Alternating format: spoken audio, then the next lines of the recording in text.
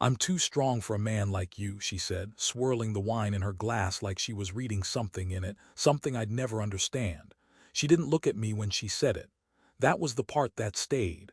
I didn't respond.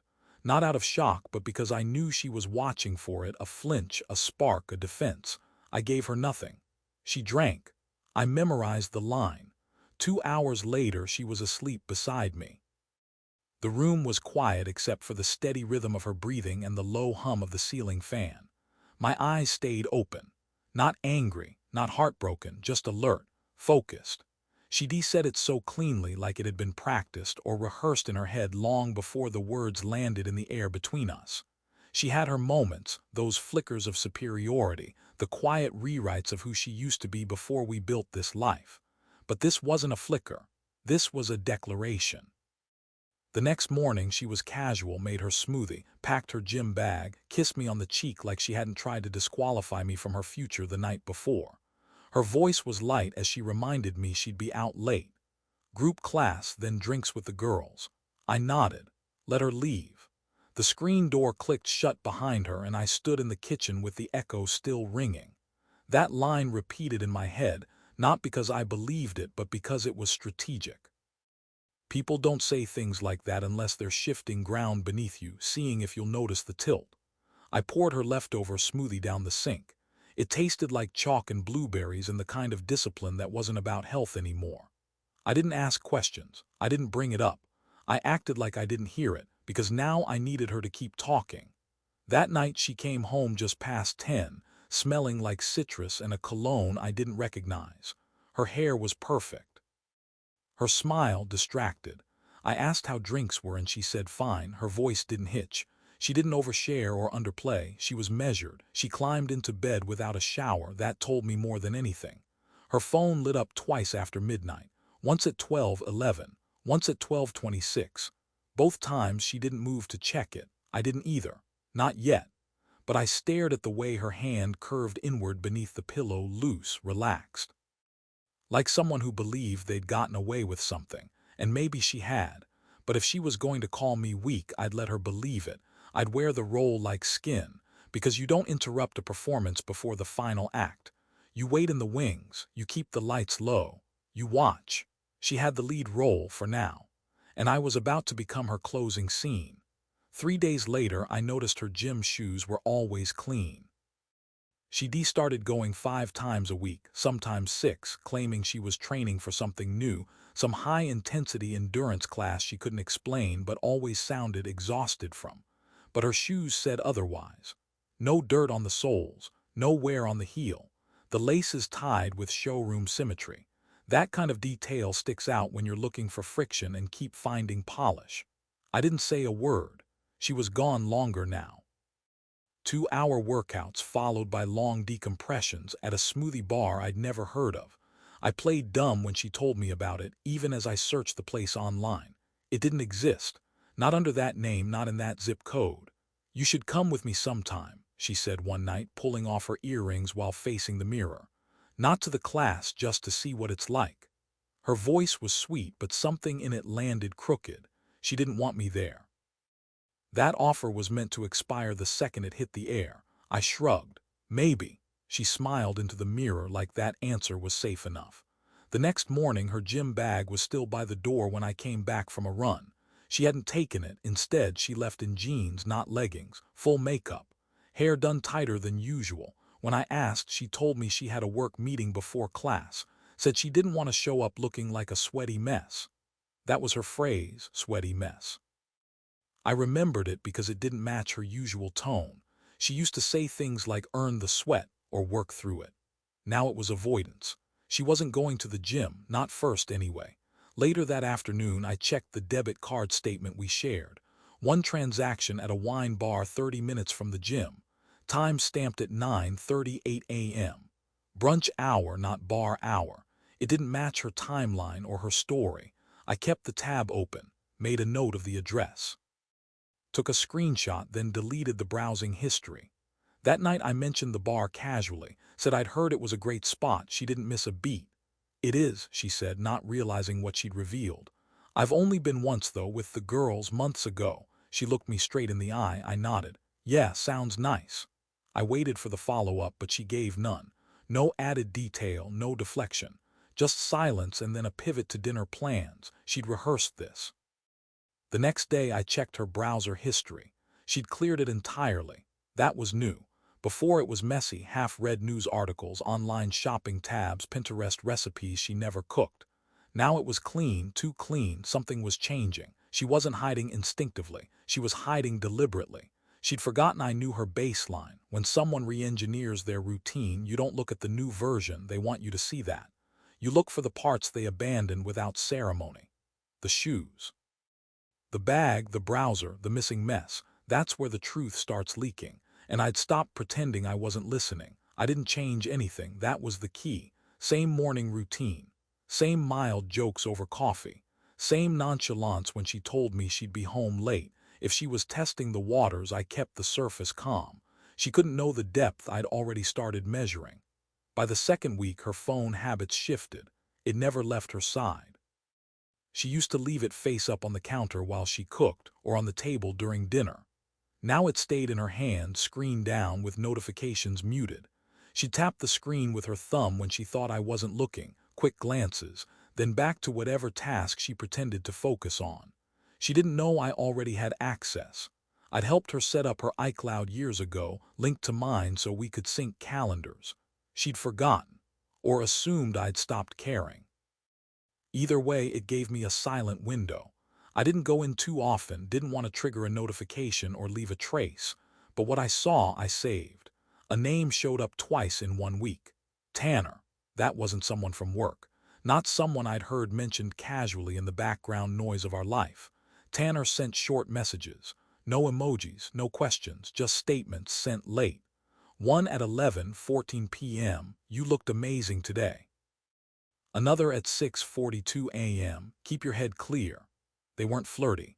They were coded, controlled. This wasn't some wild emotional fling. It was a curated escape. I screenshotted everything, airdropped it to a separate offline folder. Clean, quiet, untraceable. The next time she went to the gym, I followed, 2 cars behind, windows tinted.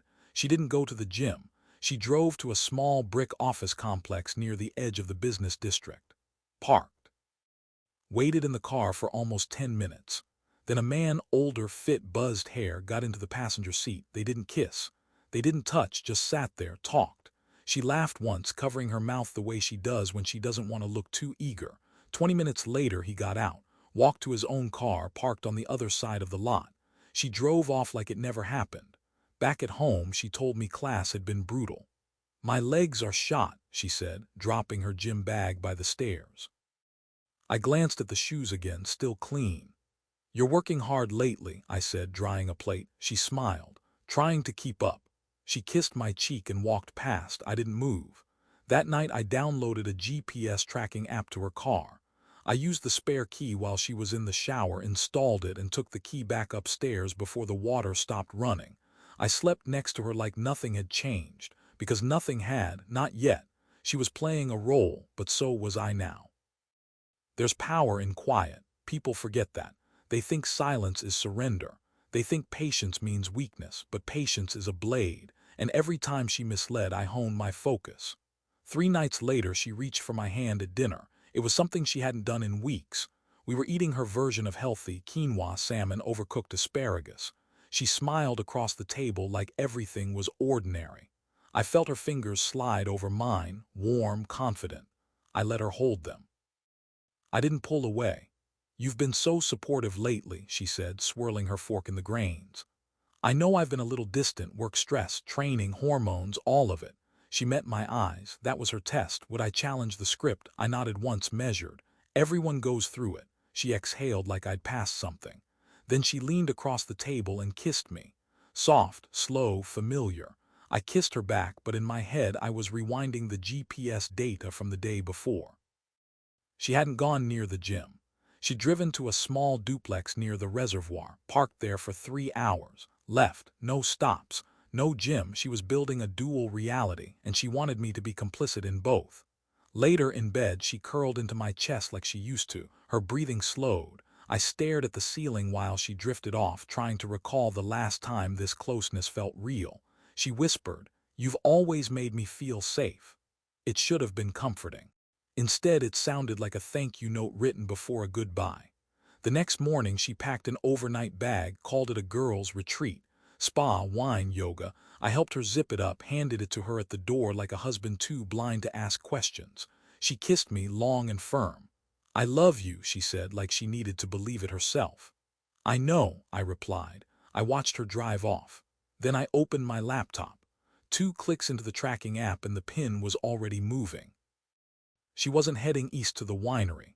She was going north toward the same duplex near the reservoir. I didn't follow. I didn't need to. I already knew what I'd find, and I refused to give her the satisfaction of chasing.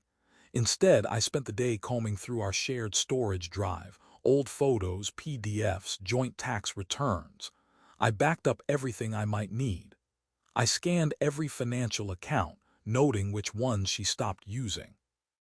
A savings account in her name only had been quietly drained over the past 4 months, withdrawals under $500 spread across small ATMs timed carefully. It wasn't a mistake. She wasn't running away. She was relocating her future without me in it. When she returned Sunday evening, she was glowing, relaxed. She dumped her bag in the laundry room and walked into the kitchen like nothing had changed. She opened a bottle of wine, poured 2 glasses, handed me one. It was amazing, she said, her voice full of ease. We need a getaway, just us. We've been off lately. I sipped the wine, let her talk. Her smile was wide, eyes bright. She'd become an actress in her own home. The performance was smooth, nearly flawless. But every lie made her easier to read. Every lie let me drift further away while she thought she was pulling me back in. She didn't understand the difference between peace and silence. I wasn't quiet because I was healed. I was quiet because I was planning. I waited until she fell asleep to print the bank records. 3 months worth, credit, debit, PayPal, Venmo. Patterns emerged in minutes. She'd been careful, yes, spaced out the charges, used vague merchant names, bounced small amounts across cards. But she wasn't invisible.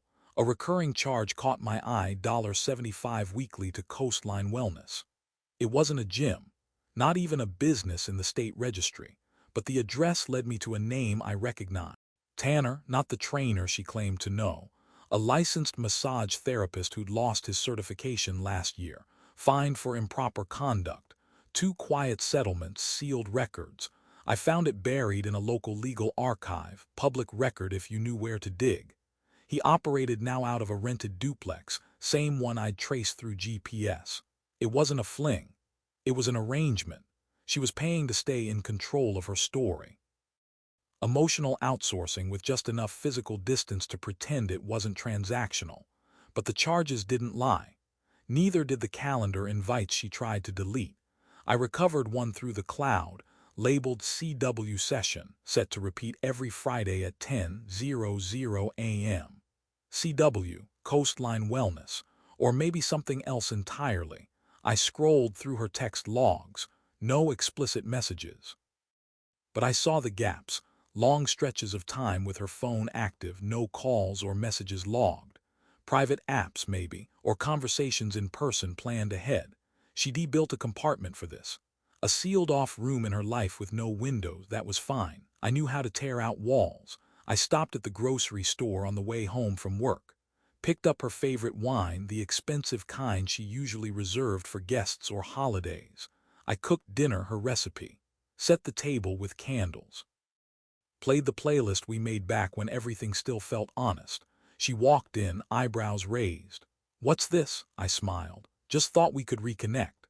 She melted into it instantly. That's the thing about people who lie well, they assume everyone wants to be fooled. She didn't expect scrutiny wrapped in affection.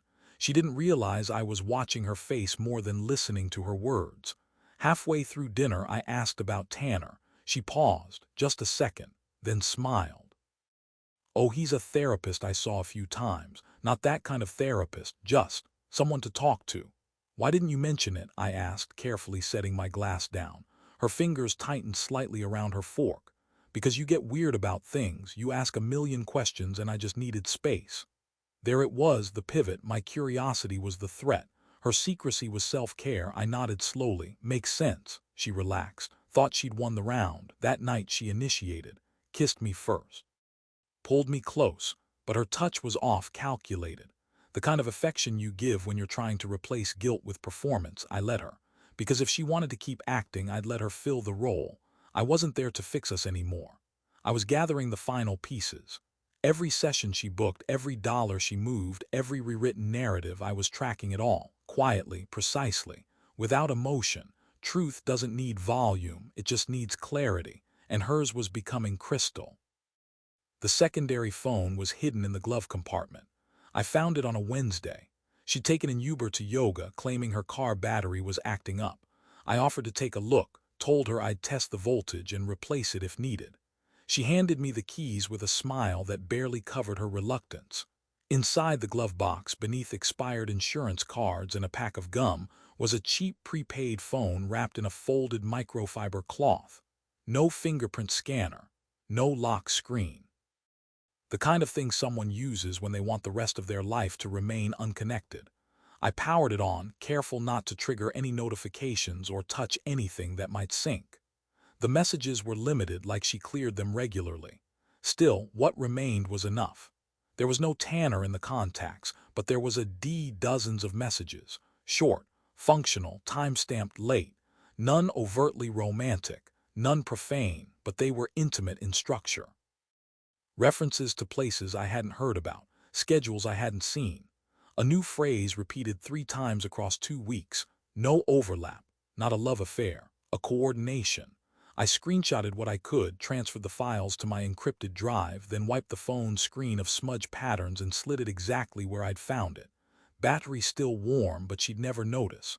She didn't expect me to go near her car. She thought I stayed in my lane. But her lane had cut across mine too many times. I called an old college friend, Mark, who'd gone into cybersecurity. Told him I needed a full scrape of her email activity, private accounts, anything public or near public that looked off. He owed me a favor and I cashed it in without hesitation. 2 days later, he sent me a zip folder, encrypted, password protected. I opened it in the garage after she went to bed. Inside were 5 usernames she'd used across various platforms. One on a digital therapy forum under a fake name but with real timestamps. Another on a lifestyle blog comment section where she'd posted about navigating codependence in long-term relationships. And one that stopped me cold, a seller profile on a subscription content platform. Active, paid content. Images blurred by default, but the preview names told the story. Personal power, private sessions, reclaiming control. She wasn't simply cheating. She was building a paid version of her own story, framing herself as a survivor, rebranding a marriage she hadn't yet left as something she'd already escaped. I didn't feel anger, I felt alignment. The Tanner visits weren't about affection. The burner phone wasn't about secrecy, it was logistics. She was setting up a version of herself she could market. Her strength wasn't private, it was performative, sold by the month, packaged as growth. And me? I was the prop in the origin story. The man she would outgrow, the anchor she'd unshackled herself from. She deturned her version of the story into content. But here's the thing about a false narrative. It only survives as long as the other party stays silent. She never imagined I'd collect everything. Never expected I'd find the full architecture of her reinvention. But I had it now, all of it, the receipts, the locations, the accounts, the lies. And the moment she said I was too weak for her, she gave me permission. Permission to let her face herself, without me softening the mirror. The last time I kissed her, I knew it would be. She leaned into me at the doorway, smiling like everything in her life was under control, her schedule, her image me. Her lips touched mine lightly, a placeholder for affection. She pulled away too quickly. I didn't stop her. Just watched her walk to her car, carrying the bag she claimed held yoga blocks and oils. She was headed to Tanner again. Or D or both, depending on which version of herself she was feeding that day. The moment the taillights disappeared, I closed the door and locked it behind me. That lock meant something now. It wasn't to keep her out, it was to keep myself in. Focused. Steady. I sat at the kitchen table and spread everything across the surface. Paperwork, screenshots, financial statements, screenshots of messages, timestamps, metadata trails, the invoice from Coastline Wellness with her signature next to an unlisted service fee. I arranged it all in a black folder. No notes, no commentary, just evidence. She had built a story, but I had the spine of the book. I didn't tell her I knew. I didn't ask her to explain. I stopped needing answers when the data spoke louder than she ever had. I transferred half our liquid savings into a personal account I'd opened under a separate LLC, created months ago when the first irregularities began. She'd never see it. It wasn't in my name. It was legal, quiet, buried under a business that didn't sell anything. That account wasn't about retaliation. It was about protection.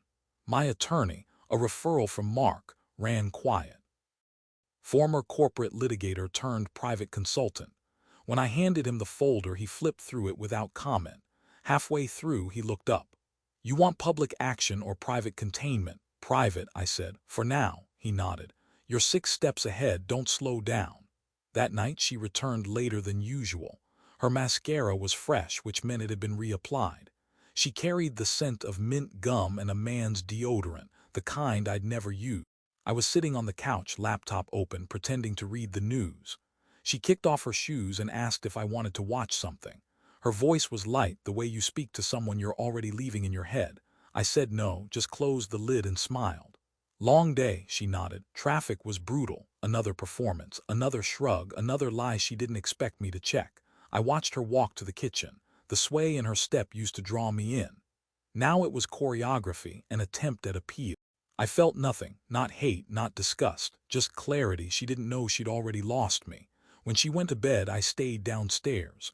I emailed myself a backup of the folder, encrypted and hidden in cloud storage. Then I cleaned the files from my laptop and external drive. Left only one physical copy, locked in my desk. I stared at our wedding photo for a long time. We looked young in it, naive. But not because of love, because of what we hadn't yet learned about the way people lie to themselves before they lie to each other. This wasn't grief anymore, it was logistics. She said she was too strong for me, but what she didn't understand was that strength doesn't shout. It doesn't pose, it prepares.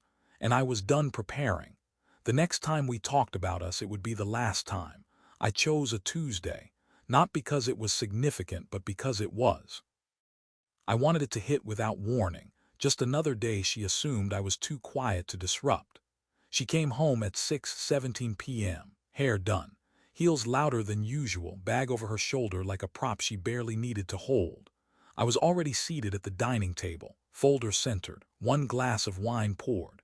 She walked in mid-sentence, something about a coworker's birthday, fake laughter already loaded, but stopped when she saw the setup. Her mouth stayed half open for a beat too long. Then closed. She glanced at the folder but didn't reach for it. "What's this?" Her voice tried for casual, but the pause gave her away. I gestured to the chair across from me. "Dinner's in the oven, thought we should talk first." She sat slowly, like someone rehearsing stillness. I pushed the folder toward her. "This is the version you haven't curated." She didn't open it, just stared at the label, AMR, her initials. "I've read it all," I continued. "The CW invoices, the GPS history, the burner phone messages, the seller profile you forgot to log out of last month, the D texts, the rebranded life you've been building behind my back." She didn't move, didn't blink. For the first time in months, she was truly still. Then, without looking at me, she said, "You were spying on me." I almost laughed. "I was watching the house I helped build sink.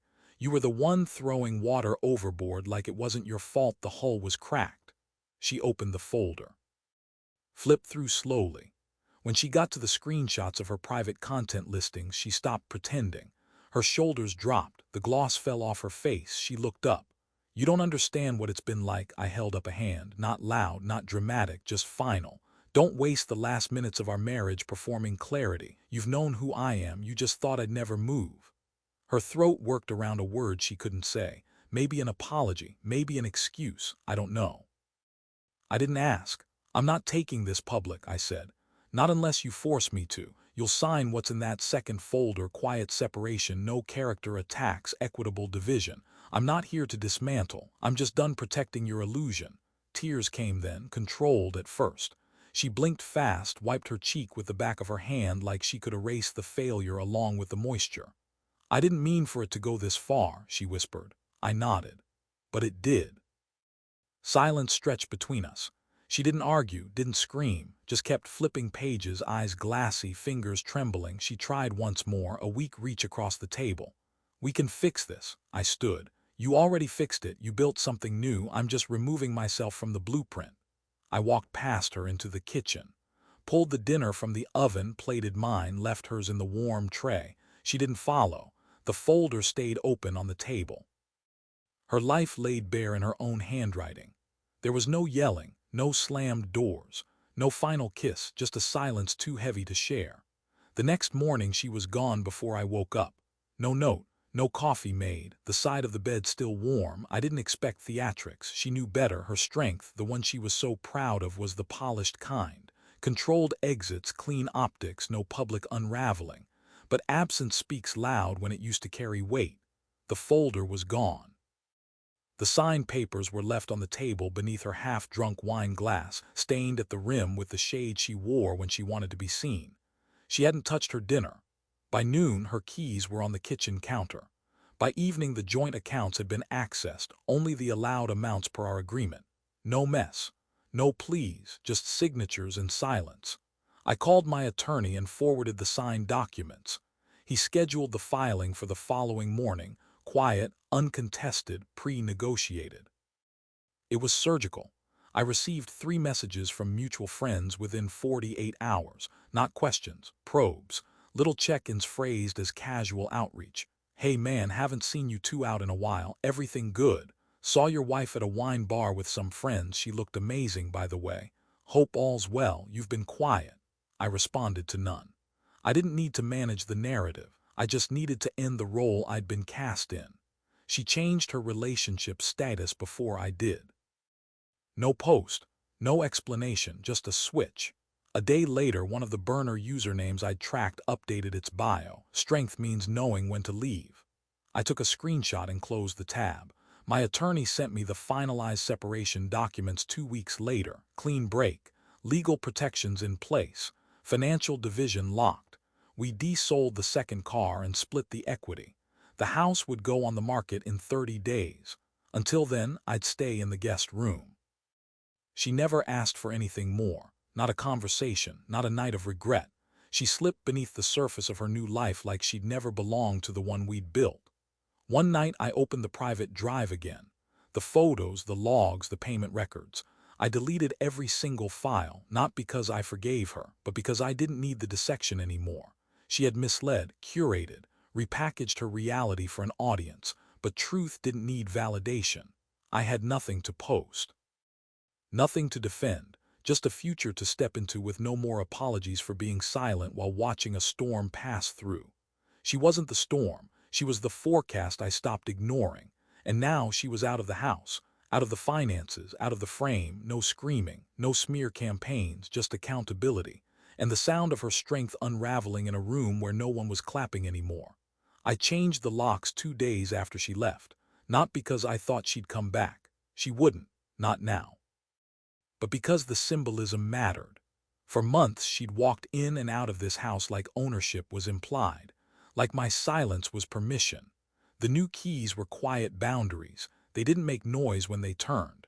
I took a week off work, told no one why, spent the days stripping her from the walls, photos first, framed smiles removed from the hallway like peeling off layers of someone else's story. The wedding picture came down last. I didn't break it. I boxed it with everything else she left behind, folded sweaters, unused journals, candles she never lit. I didn't donate any of it, didn't throw it away either. It all went into a storage unit under her name, paid 6 months in advance. I texted her the address. She replied with one word, "Received." No thank you, no apology, no plea. That was fine. She'd been staging a future without me for months. Now she had it. I canceled our streaming subscriptions, changed the passwords to anything we once shared. The joint calendar went blank. I cleared every recurring reminder she'd set, anniversaries, weekend getaways, birthday alerts for people I never liked. The silence grew louder but not heavier. She started posting again. I didn't follow, but mutual acquaintances forwarded screenshots unprompted. Her smiling at dinner tables with new circles, quotes about resilience, captions about choosing light. No mention of what she left behind. No mention of who she'd built herself on top of. That too was expected. Strength doesn't require a spotlight, it's not loud. It doesn't dress itself up in affirmations, it separates cleanly. It rewrites routines, so I rewrote mine. Mornings without her meant no second coffee cup. Just mine, black. I ran before sunrise, took longer showers, drove with the windows down. I rearranged the furniture, bought new linens. Left one side of the bed empty and didn't apologize for it. When mutual friends asked where she was, I said we'd separated. No more, no bitterness. No side of the story offered, because when you know the full story, you don't need to sell it. I saw her once, weeks later, in public. She didn't notice me. She was laughing too loudly, too deliberately with someone else. She wore confidence like a costume, tight, artificial, built for eyes that didn't know better. I didn't look away. I didn't smile, I didn't approach. I turned, walked back to my car, and drove home without the weight I used to carry every time she walked through the door. She had said she was too strong for a man like me. What she meant was I couldn't be molded, couldn't be rewritten into a support role in her next performance. She was right. And now the stage was hers alone. Let her wrestle the silence. I was done making space for someone who needed to disappear to feel powerful. I didn't rebuild myself. I didn't need to. I'd never left. She just never saw me clearly enough to know what strength looked like when it didn't beg to be seen.